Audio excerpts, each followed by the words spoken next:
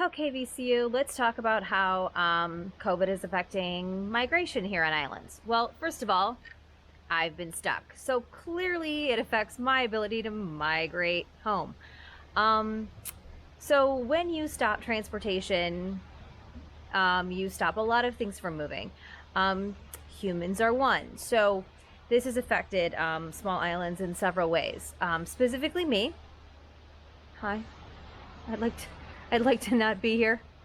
Um, I work here, so it's not personal. It's just this is not the first time I've been trapped on a small island.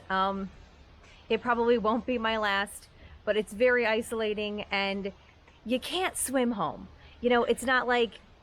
It's not the scenario where you could like get in a car and just drive somewhere. Like there's literally thousands of miles in ocean between me and anywhere. So the level of isolation that comes with this is just really intense. But my personal like losing my shit aside, it affects a lot of things here, especially when you're dealing with a pandemic. So some of the most important pieces are sort of medical supplies, medical testing, and even human rights, for example. So medical testing. So I'm here in the Marshall Islands where basically it's really isolated anyway. I am literally, you go to LA and then you hop a 5-hour flight to Hawaii and then you hop another 5-hour flight to the middle of the Pacific. That is how far I am from anything.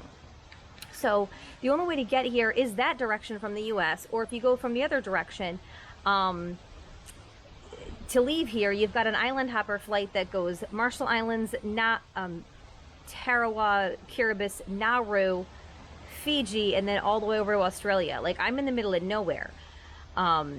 So you've got Nauru Airlines or United that runs a couple times a week. So I think it was March 16th or 17th. I'd have to look up the date again on the paper. This country decided, no, I'm sorry, March 9th. Oh my God, I have to look it up. This country decided to enforce a full ban on anyone coming in and out of this country. No incoming travelers whatsoever. So when that happened, both airlines were like, all right, then we're going to start minimizing flights. And Nauru walked out entirely. There are no more flights coming in. And United completely minimized their schedule and they started phasing out flights until it was, I think it was around like the 17th or 16th, like I was saying, that they stopped entirely. So there's been no incoming, no availability to get off this island since. And so that also means testing can't get off this island. So if they think there's there's no COVID here yet, supposedly, we don't believe there is, but we won't know. So what had been happening when they thought they had a case is they would take the sample and send it on the 3-4 flights a week, on United over to Hawaii for testing. And then they'd have it tested and then we'd know if they had COVID or not. Well, now we can't do that because we don't have the testing ability. Additionally, now you have people stranded in Hawaii and in Fiji. You have people who want to be able to come back in the country, who are citizens of the Marshall Islands, which again, is a problem because, under human rights law, you have the ability to, freely migrate in and out of countries. Now, I know we've got the bans now and it's more of an issue, but what it means is for you to be free access to your own country of habitation. So that is that most countries, like Americans, can come back into America. Other island countries are repatriating their own citizens. This country is no longer repatriating its own citizens, and it just got a seat on the Human Rights Council last year. Kind of a big deal. People here really want their family members back. The ones in Fiji are students at this University of the South Pacific. It's kind of a problem.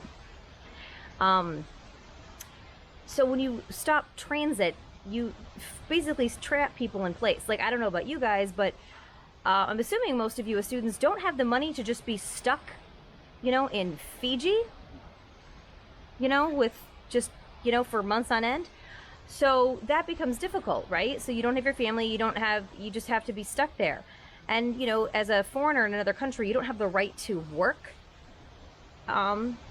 usually. So you just can't just go get a job to support yourself. It's actually quite an issue.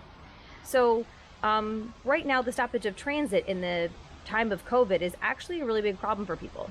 So just some information while I sit here and myself wait for my ability to move as well.